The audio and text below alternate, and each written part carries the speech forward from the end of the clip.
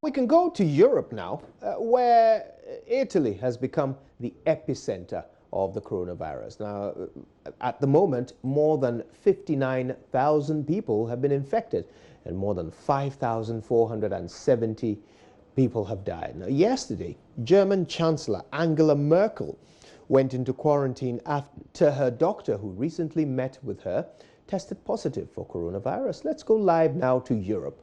Thomas Sparrow is the political correspondent with our partners DW. He joins me now from Germany, where parts of the country are in partial lockdown. Thomas, it's good to see you. Let's start with Angela Merkel. This is day 2 of her quarantine. What's the update on that? So that's correct. Angela Merkel announced yesterday, after a very important press conference here in Berlin, after meeting some regional leaders, that she actually had to go into preventive quarantine at home because she had had contact a few days earlier with a doctor that had applied her a vaccination, and the doctor then tested positive himself for coronavirus. So Angela Merkel announced that she would have to go into preventive quarantine.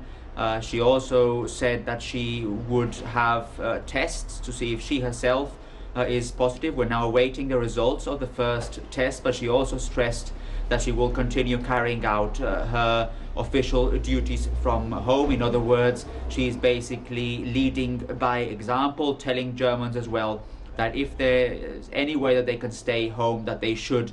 That's the most important way of trying to reduce the impact of the coronavirus so far here in the country.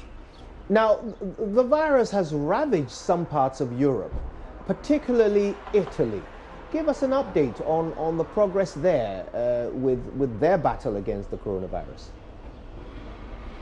Europe, as you know, has become the epicenter of the coronavirus. It's no longer in China, it's in Europe, and that, by the way, is something that has been said by the World Health Organization, and in particular one of the countries that is mostly affected, probably the country that is mostly affected of all, has been Italy, with many thousands of infected people, in particular in the northern part of the country. That has been the most affected part of Italy, and many deaths as well. So Italy is certainly the most affected country in Europe, followed probably by Spain, although by now most European countries in one way or another have also have to deal with the coronavirus outbreak, and have also had political decisions to make when it comes to trying to reduce, as I say, the impact of the coronavirus. It differs in Europe between a full lockdown in some countries or other measures in other. In Germany, for example, politicians haven't used the word lockdown. Instead, they have put in place very big restrictions to public life, but they have so far shied away from calling it an overall lockdown in this country, something that has happened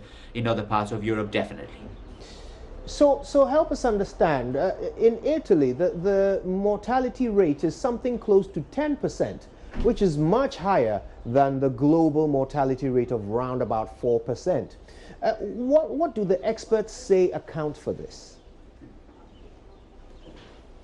There are different analyses there. Probably one of the elements that plays a leading role, or a very important role, when it comes to understanding why Italy has been particularly affected is certainly the fact that Italy has an aging population. And as you know, older people tend to be more affected by the coronavirus than younger people. And another element that has been discussed by experts is the fact that younger generations and older generations tend to have more contact in countries like Italy or in Spain than in somewhere like Germany or in some other European countries.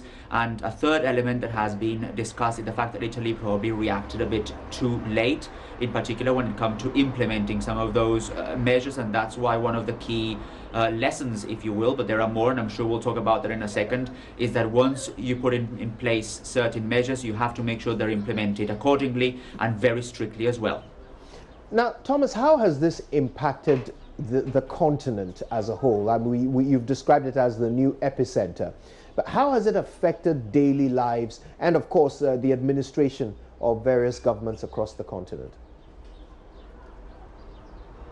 It has obviously affected a lot, there's no doubt about that. Italy has been particularly affected by all this, not only on a public health level, but also on a political level and an economic level. Even more so, there's discussion obviously at a local level, but also at a European level as to what European countries should do to not only reduce the impact of the coronavirus when it comes to the health of citizens, but also to the economy, and that's a particular concern for European countries. In Germany, for example, there have been plenty of measures also put in place and discussed to try and make sure that the companies that are most affected by the coronavirus can receive some sort of help so they don't get that, they're not as badly affected as people might think they can. When you look at what lessons can actually be learned from all this, you can clearly say that measures have to be taken very early. You can't wait until you have many hundreds or thousands of cases before actually taking all these measures into consideration and actually putting them into practice. And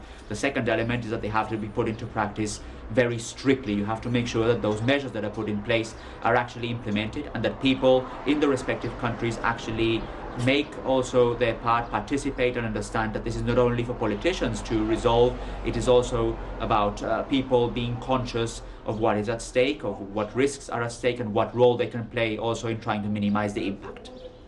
Right, I'm going to thank you, Thomas. That was very, very helpful, as always, a revelation.